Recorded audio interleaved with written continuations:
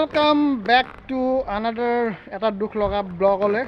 আৰু চাওক গোটেইখন পানী শুকালে, কিন্তু আটাইতকৈ দুখৰ বিষয় যে আমাৰ মানুহবিলাক এতিয়াও সেই গীৰ্জাঘৰটোতে আশ্ৰয় লৈ থাকিব লগা হৈছে।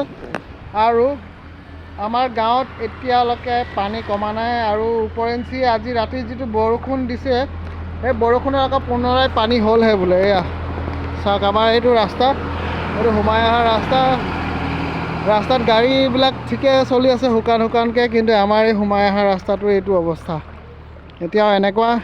আৰু আজি প্ৰায় 14 দিন হৈ গ'ল আৰু আমাৰ এই এনেকুৱা অৱস্থা। আৰু এইটো দেখিছে, এখন ফেঞ্চিংখন, এই ফেঞ্চিংখন সম্পূৰ্ণভাৱে ডুবি গৈছিলে। আৰু এই ৱালবোৰ আধা পূৰা ডুবি পেলাই, মানে পূৰা এইডোখৰ জেগাত তলত কি আছে ধৰিবই পৰা নাছিলোঁ।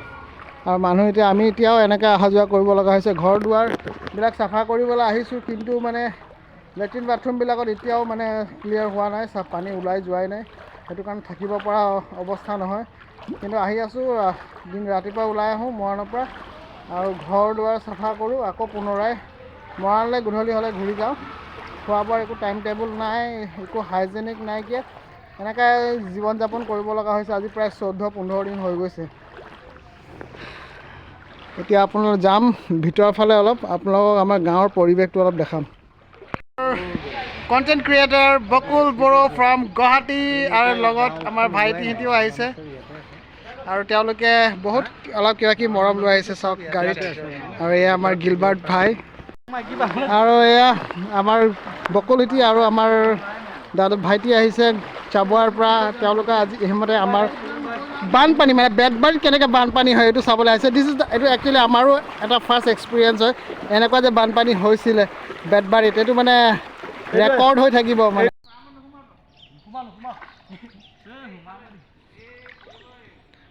শুৱনি আমাৰ গাঁওখন অতি বানপানীৰে ভৰা। চাওক, এইখন হয় শিৱসাগৰ।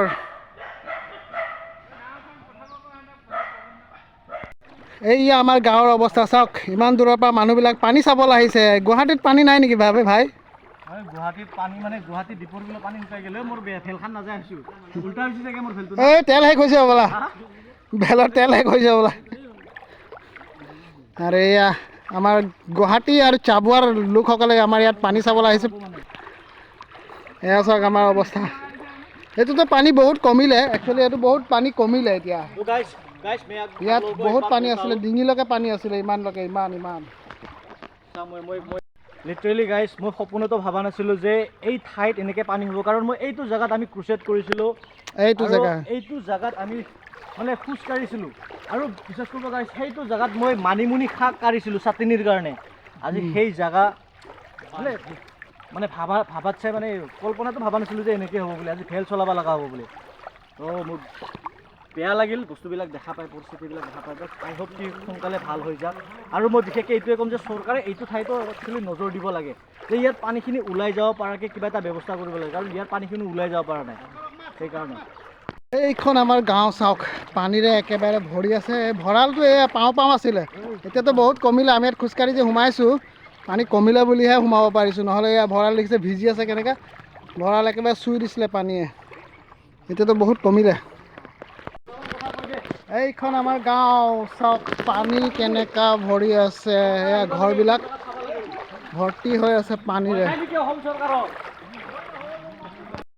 এইবিলাক চাওক, লাহে লাহে যেনেকৈ পানী কমি আহিছে, ঘৰবিলাকো পৰিবলৈ আৰম্ভ হৈছে, হাউলিবলৈ আৰম্ভ হৈছে, দেখিছেনে? ঘৰবিলাকৰ অৱস্থা নাইকিয়া হৈ গৈছে। চৰকাৰে আমাক চাব লাগে, চৰকাৰে আমাৰ ফালৰ দৃষ্টি কৰিব লাগে।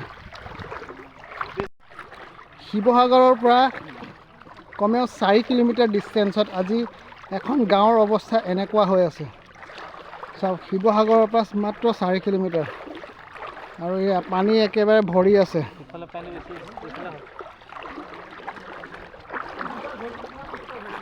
এইটো আমাৰ অজিতৰ ঘৰ, আৰু এইফালে এখন আমাৰ সাগৰ। চাওক না কি অৱস্থা মানুহৰ বিলৈ। মানুহৰ যদি বিলৈ চাবলৈ মন আছে, তেনেহ'লে শিৱসাগৰ বেতবাৰীলৈ আহক।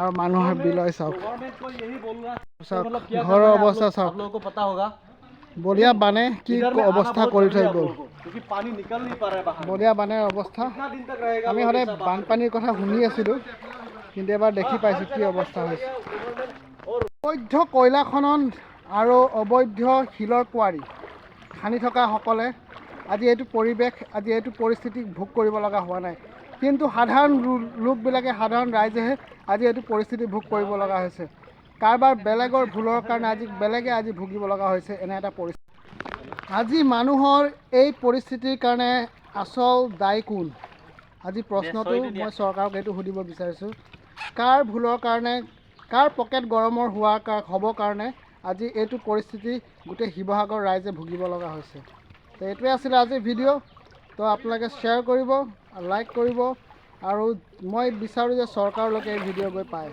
दबा के शेयर करो गाइस दबा के इस वीडियो को पूरा दबा के शेयर करो बहुत जरूरत है इस जगह को बाहर पहुंचना बहुत जरूरत है इस जगह को बाहर पहुंचना बहुत जरूरत है गाइस क्योंकि गवर्नमेंट अभी भी नजर नहीं दे रहा है इस जगह को नेपाली खुटी गया संतक गया उधर का हालत अभी मतलब हाँ घर तो ऐसा पूरा हालत खराब है लेकिन पानी सूख गया लेकिन इधर का पानी अभी तक बाहर नहीं निकला तो इधर का पानी जैसे भी करके बाहर निकलना जरूरी है क्योंकि कितना दिन तक बाहर रहेगा लोग अब मतलब देखो पूरा घर के आधा तक पानी आ चुका है कितना दिन बाहर रहेगा यार हमेशा मतलब आज दे रहे कल दे रहे लेकिन पूरा साल तो लोग नहीं खिला सकता है ना पूरा साल तो लोग रिलीफ नहीं देने आएगा ना तो जल्दी से जल्दी ये वीडियो इतना शेयर करो कि गवर्नमेंट के पास पहुंच जाए ओके मैं बस यही चाहता हूँ लोगों से ओके लाइक नहीं चाहिए कमेंट नहीं चाहिए लाइक नहीं चाहिए कमेंट नहीं चाहिए बस शेयर चाहिए शेयर करो जितना हो सके शेयर करो অ'কে থেংক ইউ ব্ৰাদাৰ বকুল মোক সহায় কৰাৰ কাৰণে আৰু সেইটোৱে কথাটো আপোনালোকে শ্বেয়াৰ কৰক যাতে গভৰ্ণমেণ্টে গম পায়